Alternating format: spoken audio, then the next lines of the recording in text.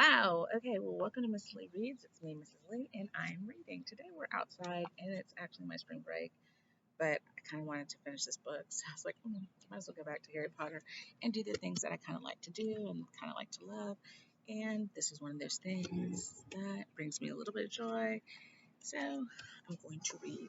And as you can tell, I did take care of that white splotch of lots of gray hair in the middle of my head. And here we go. Chapter 13, The Very Secret Diary. Let's try to make some inferences here, like the very secret diary. Whose secret diary is it? Hmm. Take what I've read, what I've seen, and use my schema. Whose diary? I think it's the heir of Slytherins, only because that's who we're talking about. Unless it's Draco's, but Draco, we kind of know, I guess. And I'm not going to stop because that's just nature and I'm outside and that's just, a cool sound. It's like a soundtrack. So this is going to be my new beat. I have a soundtrack. Hermione remained in the hospital wing for several weeks. There was a flurry of rumor about her disappearance when the rest of the school arrived back from the Christmas holidays because, of course, everyone thought that she had been attacked. So many students filed past the hospital wing trying to catch a glimpse of her that Madame Pomfrey took out her curtains again and placed them around Hermione's bed to spare her the shame of being seen with a furry face. Dude, her face is still furry. Everybody else is like they went back, I guess. All right. Harry and Ron went to visit her with every evening when the new term started, but they brought her each day's homework. If I sprouted whiskers, I'd take a break from work, said Ron, tipping a stack of books onto Hermione's bedside table one evening. Don't be silly, Ron. I've got to keep up, said Hermione briskly.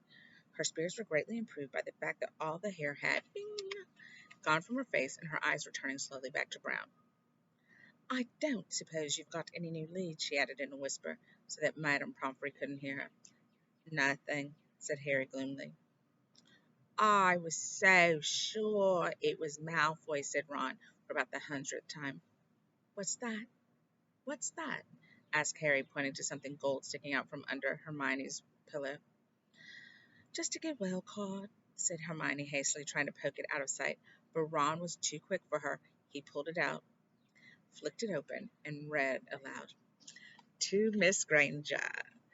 Wishing you a speedy recovery from your concerned teacher, Professor Gilderoy Lockhart, Order of Merlin, 3rd class, honorary member of the Dark Force Defense League, and 5-time winner of Witches Weekly's Most Charming Smile Award. Ron looked up at Hermione, disgusted. You sleep with this under your pillow? But Hermione was spared, answering by Madame Pomfrey, sweeping over with her evening dose of medicine. Is Lockhart the smarmiest bloke you ever met, or what? Ron said to Harry as they left the infirmary and started up the stairs toward Gryffindor Tower. Snape had given them so much homework, Harry thought he was likely to be in the 6th year before he finished it. Ron was just saying he wished he had asked Hermione how many rat tails you were supposed to add to a hair-raising potion when an angry outburst from the floor above reached their ears. That's Filch, Harry muttered as they hurried up the stairs and paused out of sight, listening hard.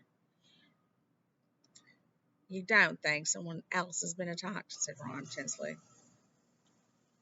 They stood still, their heads inclined towards Filch's voice, which sounded quite hysterical. I've been warm hook for me, mopping all night like I haven't got enough to do. No, this is the final straw. I'm going to Dumbledore. His footsteps receded along the out-of-sight corridor, and they heard a distant door slam. They poked their heads around the corner. Filch had clearly been manning his usual lookout post. They were once again on the spot where Mrs. Norris had been attacked. They saw at a glance what Filch had been shouting about. A great flood of water stretched over half the corridor, and it looked as though it was still seeping from under the door of moaning Myrtle's bathroom. Now that Filch had stopped shouting, they could hear Myrtle's wails echoing off the bathroom walls. "No, what's up with her?" said Ron. "Let's go and see," said Harry, and holding the robes over their ankles, they stepped through the great wash of water to the door. bearing its out-of-order sign, ignored it as always, and entered. Moaning, Myrtle was crying, if possible, louder and harder than ever before. She seemed to be hiding down her usual toilet. It was dark in the bathroom because the candles had been extinguished in the great rush of water that had left both walls and floor soaking wet. "What's up, Myrtle?" said Harry. "Who's that?" glugged Myrtle miserably. "Come to throw something else at me." Harry waded across her stall and said, "Why would I throw something at you?"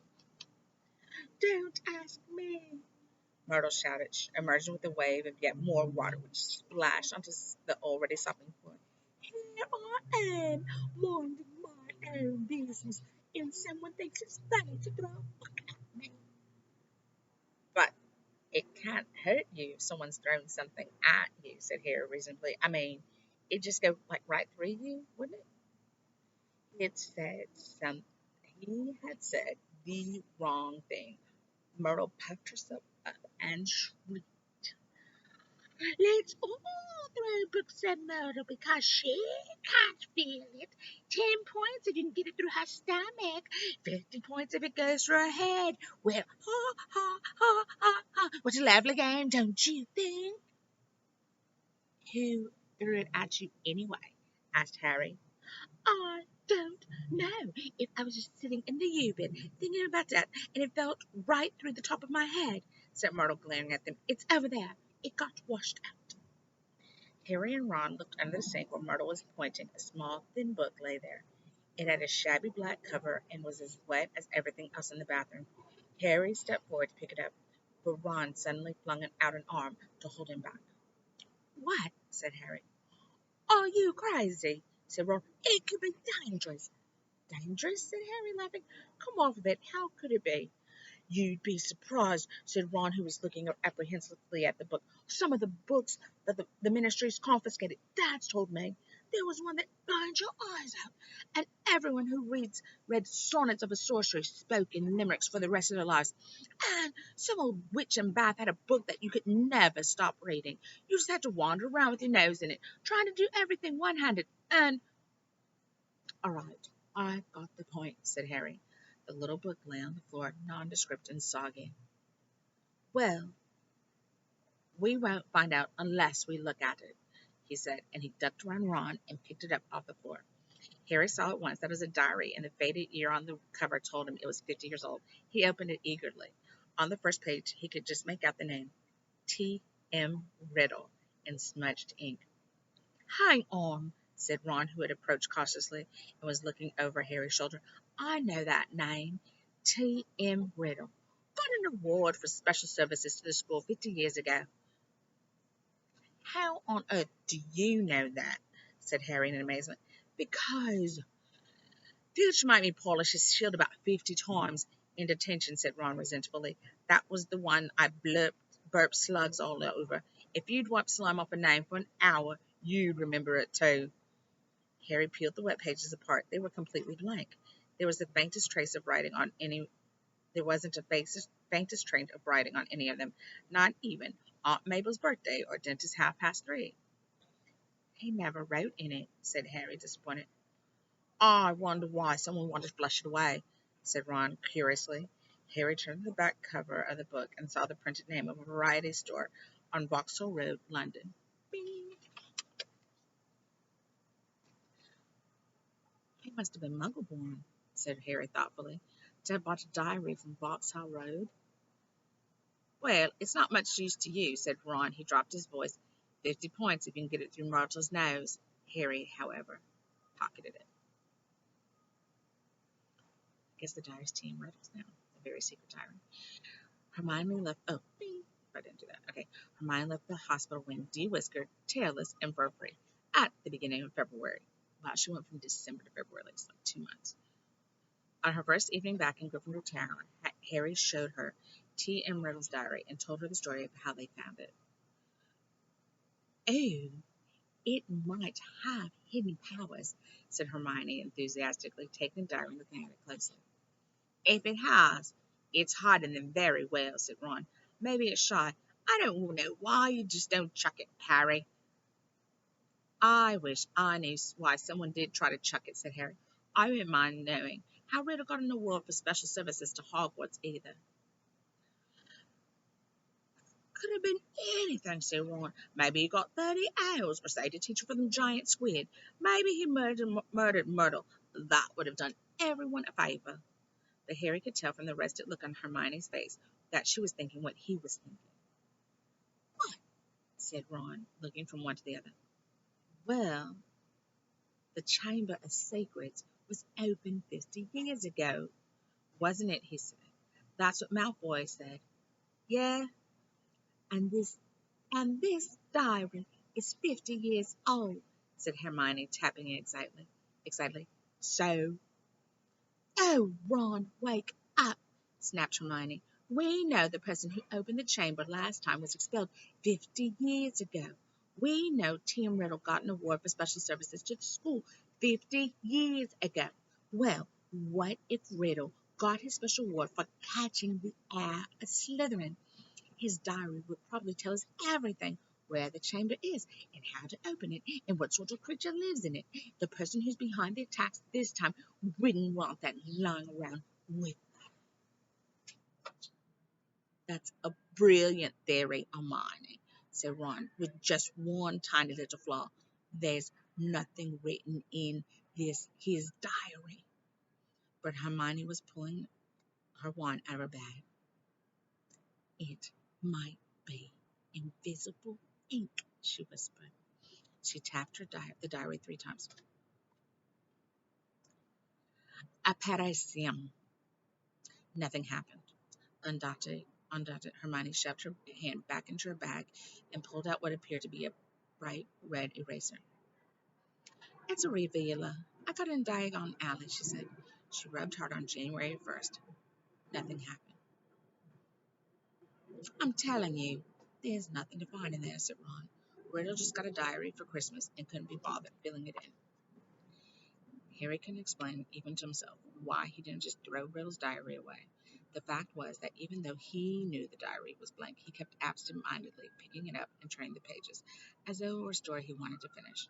And while Harry was sure he had never heard the name Tim Riddle before, it still seemed to him to mean something to him, almost as though Riddle was a friend he'd had when he was very small, and had half forgotten. But this was absurd. He'd never had friends before Hogwarts. Dudley had made sure of that. Nevertheless, Harry was determined to find out more about Riddle.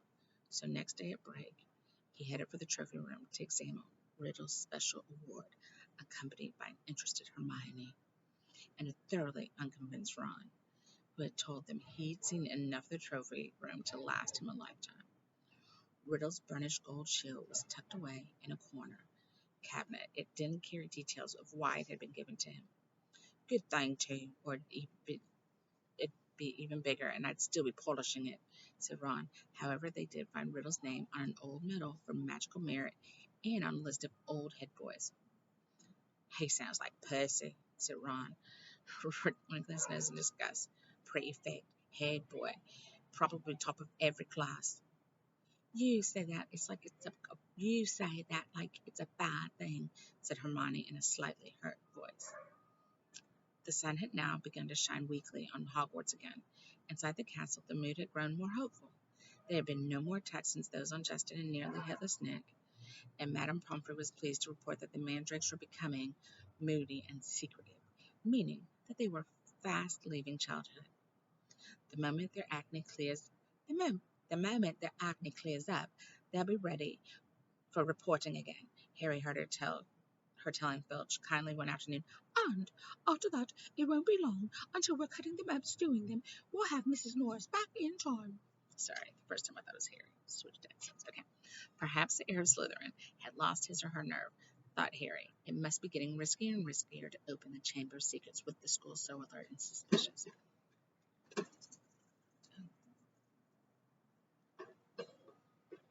Someone's on my roof. Okay, so back to reading again. Chapter 13. Hopefully, I live in a townhouse community. I guess they're fixing the roofs, and I just don't want any roof stuff falling on my head. Okay, so here we go. The sun had now begun to shine weakly on Hogwarts again. Inside the castle, the mood had grown more hopeful. There had been no more attacks since those on Justin and nearly Headless Nick and Madame Pomfrey and okay,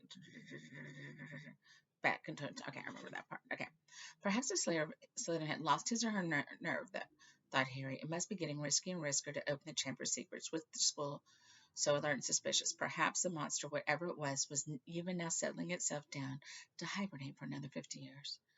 Ernie Macmillan of Hufflepuff didn't take this cheerful view. He was still convinced that Harry was the guilty one, that he had given himself away at the dueling club. Peeves wasn't helping matters. He kept popping up in the crowded corridor singing, "Oh, Potter, you rotter!" Now with a distant dance routine to match.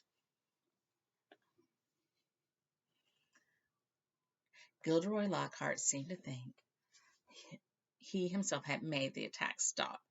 Harry overheard him telling Professor McGonagall so while the Gryffindors were lining up for transfiguration.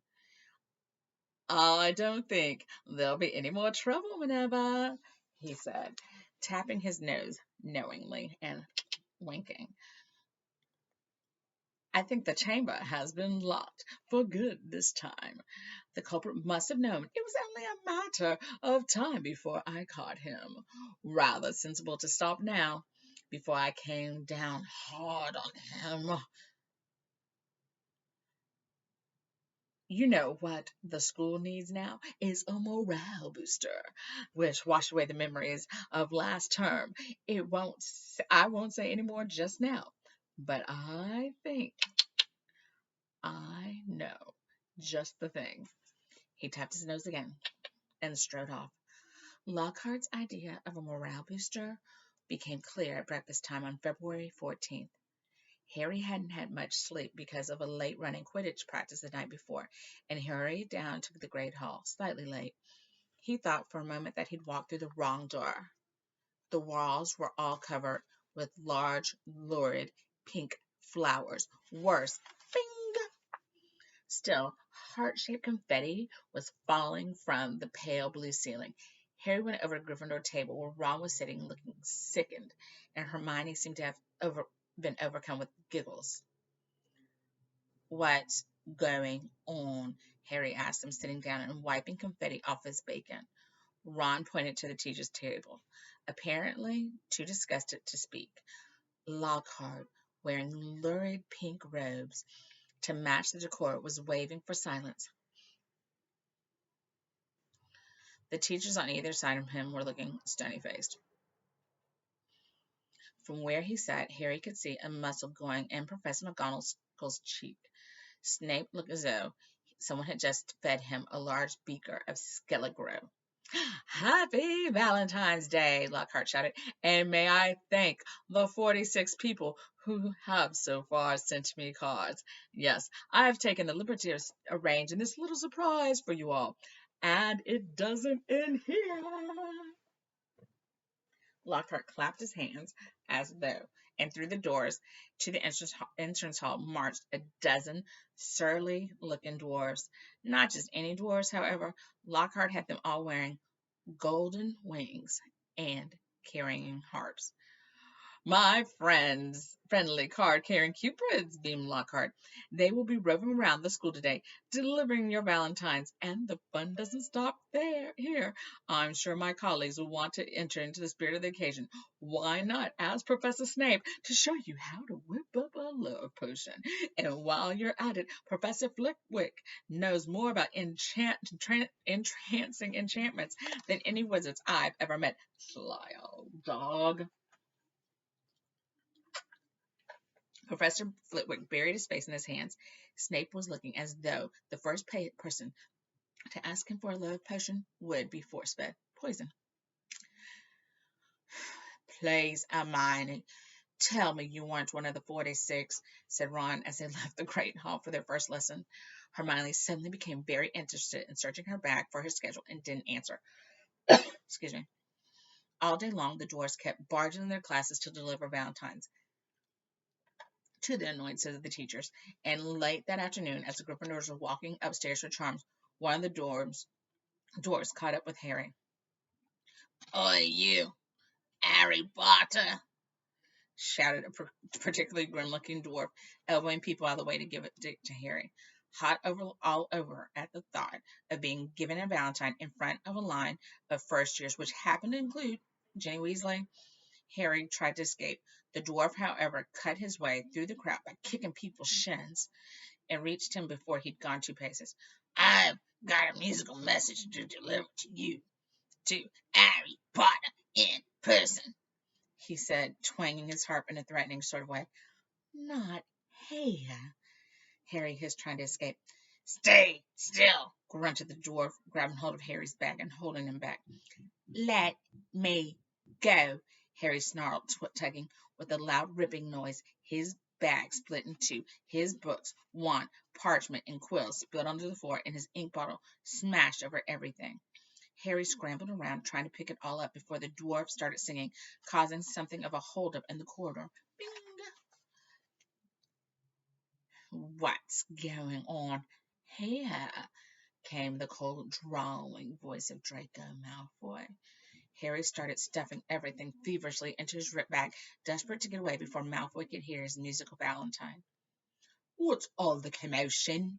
Said another familiar voice as Percy Weasley arrived. Losing his head, Harry tried to make a run for it, but the dwarf seized him around the knees and brought him crashing to the floor. Right, he said, sitting on Harry's ankles. Here's your singing Valentine. His eyes are as green as a fresh pickled toad. His hair is as dark as a blackboard. I wish he was mine. He's really divine. The hero who conquered the Dark Lord. Harry would have given all the gold in Gringotts to evaporate on the spot. Trying valiantly to laugh along with everyone else, he got up, his feet numb from the weight of the dwarf, as Percy Weasley did his best to disperse the crowd, some of whom were crying with mirth. Off you go, off you go. The bell rang 5 minutes ago. Off to class now, he said, shooing some of the younger students away. And you, Malfoy. Harry, glancing over, saw Malfoy stoop and snatch up something. Leering, he showed it to Crabbe and Goyle.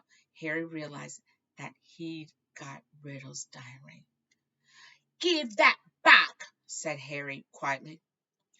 Wonder what Potter's written in this, said Malfoy, who obviously hadn't noticed the year on the cover and thought he had Harry's own diary. A hush fell over the onlookers. Ginny was staring from the diary to Harry, looking terrified. Hand it over, Malfoy, said Percy sternly. When I've had a look, said Malfoy, waving the diary tauntingly at Harry. Percy said, I's a school prefect. But Harry had lost his temperament. He pulled out his wand and shouted, Expelliarmus! And shot as Snape had disarmed Lockhart. So Malfoy found the diary, shooting out his hands into the air. Ron, grinning broadly, caught it. Boop. Harry, said Percy loudly, no magic in the corridors. I'll have to report this, you know. But Harry didn't care. He was one up on Malfoy, and that was worth 5 points from Gryffindor any day. Malfoy was looking furious, and as Ginny passed him to enter her classroom, he yelled spitefully at her. I don't think Potter liked your Valentine much. Ginny covered her face with her hands and ran into class. Snarling, Ron pulled out his wand too, but Harry pulled him away. Ron didn't need to spend the whole charms belching slugs. It wasn't until they had reached Professor Flitwick's class that Harry noticed something rather odd about Riddle's diary. All his other books were drenched in scarlet ink. The diary, however, was as clean as it had been before the ink bottle had smashed all over it. He tried to point this out to Ron, but Ron was having trouble with his wand again. Large purple bubbles were blossoming out the end, and it wasn't much interested in anything else. Bling! Harry went to bed before anyone else in the dormitory that night. This was partly because he didn't think he could stand Fred and George singing, His eyes are as green as a fresh pickled toad, one more time, and partly because he wanted to examine Riddle's diary again and knew that Ron thought he was wasting his time. Harry sat on his four-poster and flicked through the blank pages, not one of which had a trace of scarlet ink on it. Then he pulled a new bottle out of his bedside cabinet, dipped his quill into it, and dropped a blot onto the first page of the diary. The ink shone brightly on the paper for a second, and then, as though it was being sucked in the page, vanished. Excited, Harry looked up his quill a second time and wrote, "My name is Harry Potter." The words shone momentarily on the page, and they too sank without a trace. Then at last something happened. Oozing back onto the page in his very own ink came words, however, had never written. "Hello, Harry Potter. My name is Tom Riddle. How did you come by my diary?" These words too faded away, but not before Harry had started to scribble back. "Someone tried to flush it down a toilet." He waited eagerly for Riddle's reply. "Lucky that I recorded my memories in some more lasting way than in ink, but I always knew that there would be those who would not want this diary read." "What do you mean?" said Harry Scrub, blotting his page in his excitement. "I mean that this diary holds memories of terrible things, things that were covered up, things that happened at Hogwarts School of Witchcraft and Wizardry." "That's where I am now," Harry wrote quickly. "I'm at Hogwarts, and horrible stuff's been happening. Do you know anything about the Chamber of Secrets?" His heart was hammering. Rudolph's reply came in quickly. His writing became untidier, as though he was hurrying to tell all he knew. "Of course, I know about the Chamber of Secrets. In my day, they told us it was a legend, that it did not exist, but that this was a lie. In my 5th year, the chamber was open, and the monster attacked several students, finally killing one. I caught the person who'd opened the chamber, and he was expelled. But the headmaster, Professor Dippet, ashamed that such a thing had happened in Hogwarts, forbade me to tell the truth. A story was giving out that the girl had died in a freak accident. They gave me a nice, shiny, engraved trophy for my trouble and warned me to keep my mouth shut. But I knew it could happen again. The monster lived on, and the one who had the power to release it was not imprisoned." Harry neatly upset his ink bottle in his hurry to write back. "It's something that's happening. It's happening again now. There have been 3 attacks, and no one seems to know who's behind them. Who was it the last time?" "I can show you if you like," came Riddle's reply. "You don't have to take my word for it. I can take you inside my memory of the night when I caught him." Harry hesitated, his quill suspended over the diary. What did Riddle mean? How could he be taken inside somebody else's memory? He glanced nervously at the door to the dormitory, which was growing dark. When he looked back at the diary, he saw fresh words forming. "Let me show you." Harry paused again for a fraction of a second and then wrote 2 letters. "Okay." The pages of the diary began to blow as though caught in a high wind, stopping halfway through the month of June. Mouth hanging open, Harry saw that the little square for June 13th seemed to have turned into a minuscule television screen. His hand trembling slightly, he raised the book to press his eyes against the little window, and before he knew what was happening, he was tilting forward. The window was widening. He felt his body leave his bed, and he was pitched headfirst through the opening in the page into a whirl of color and shadow. He felt his feet hit solid ground and stood shaking as the blurred shapes around him came suddenly into focus. He knew immediately where he was. The circular room with the sleeping portraits was Dumbledore's office, but it wasn't Dumbledore who was sitting behind the desk. A wizened, frail-looking wizard, bald, except for a few wisps of white hair, was reading a letter by candlelight. Harry had never seen this man before. "I'm sorry," he said shakily. "I didn't mean to butt in." But the wizard didn't look up. He continued to read, frowning slightly. Harry drew near to his desk and stammered, "I'll just go, shall I?" Sorry, that was Harry's voice. I was doing the wrong person's voice. Okay. Still, the wizard ignored him. He didn't seem even to have heard him. Thinking that the wizard might be deaf, Harry raised his voice. "Sorry, I disturbed you. I'll go now," he half shouted. The wizard folded up the letter with a sigh, stood up, walked past Harry without glancing at him, and went to draw the curtains at his window. The sky outside the window was ruby red. It seemed to be sunset. The wizard went back to the desk and sat down and twiddled his thumbs, watching the door. Harry looked around the office. No Fox the Phoenix, no whirring silver contraptions.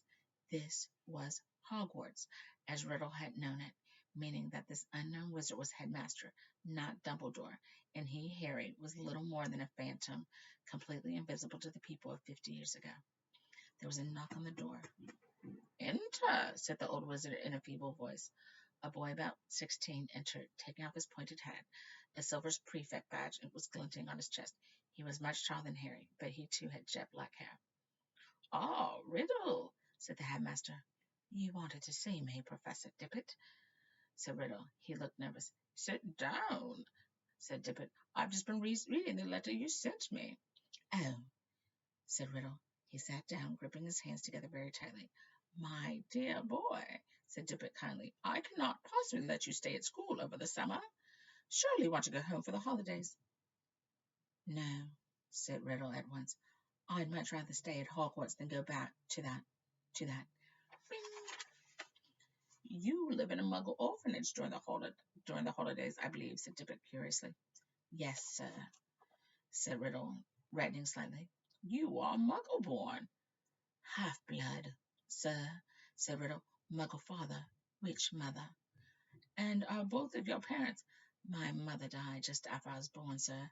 They told me at the orphanage she lived just long enough to name me Tom, after my father, Marvolo, after my grandfather." Dippet clucked his tongue sympathetically. "This thing is, Tom, special," he sighed. "Special arrangements might have been made for you, but in the current circumstances—" "You mean all the attacks, sir," said Riddle, and Harry's heart leapt and he moved closer, scared of missing anything. "Precisely," said the headmaster. "My dear boy, you must see how foolish it would be of me to allow you to remain at the castle when term ends, particularly in light of the recent tragedy, the death of that poor little girl. You will be safer." Sorry, someone opened my door. "You will be safer by far." Well, I mean, if you pause. Excuse the rudeness of everyone who lives in my house with me. Okay.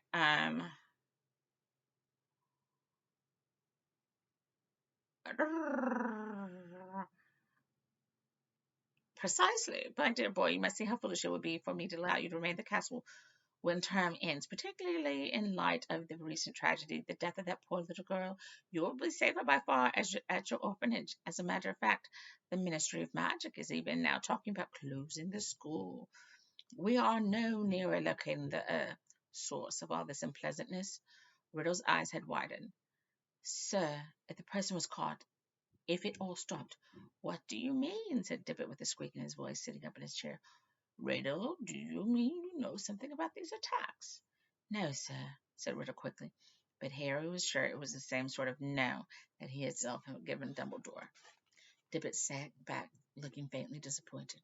"You may go, Tom." Riddle slid off his chair and slouched out of the room. Harry followed him. Down the moving spiral case they went, emerging next to the door in the darkening corridor. Riddle stopped, and so did Harry, watching him. Harry could tell that Riddle was doing some serious thinking. He was biting his lip, his forehead furrowed. Then, as though he had suddenly reached a decision, he hurried off, Harry gliding noiselessly behind him.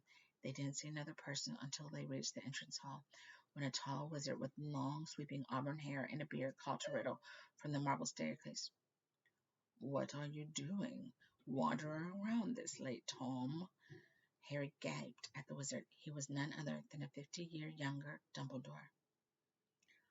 I had to see the headmaster, sir," said Riddle. "Well, hurry off to bed," said Dumbledore, giving Riddle exactly the kind of penetrating stare Harry knew so well. "Best not to roam the corridors these days, not since—" He sighed heavily, bade Riddle good night, and strode off. Riddle watched him walk out of sight, and then, moving quickly, head straight down to the steps to the dungeons, with Harry in hot pursuit. But to Harry's disappointment, Riddle led him into a hidden passageway or a secret tunnel, but to the very dungeon in which Harry had potions with Snape. The torches hadn't been lit, and when Riddle pushed the door almost closed, Harry could only just see him standing stock still by the door, watching the passage outside. It fell to Harry that they were there for at least an hour. All he could see was the figure of Riddle at the door, staring through the crack, waiting like a statue. And just when Harry had stopped feeling expectant and tense and started wishing he could return to the present, he heard something move beyond the door. Someone was creeping along the passage. He heard whoever it was pass the dungeon where he and Riddle were hidden. Riddle, quiet as a shadow, edged through the door, and followed. Harry tiptoed behind him, forgetting that he couldn't be heard. For perhaps 5 minutes they followed the footsteps until Riddle stopped suddenly. His head inclined in the direction of new noises. Harry heard a door creak open and then someone speaking in a hoarse whisper. "Come on, gotta get you out of here. Come on now, in the box." There was something familiar about that voice. Riddle suddenly jumped around the corner. Harry stepped over behind him. He could see the dark outline of a huge boy who was crouching in front of an open door, a very large box next to him. "Evening, Rubeus," said Riddle sharply. The boy slammed the door shut and stood up. "What are you doing down here, Tom?" Riddle stepped closer. "It's all over," he said. "I'm going to have to turn you in, Rubeus. They're talking about closing Hogwarts if the attacks don't stop." "What do you—" "I don't think you meant to kill anyone, but monsters don't make good pets.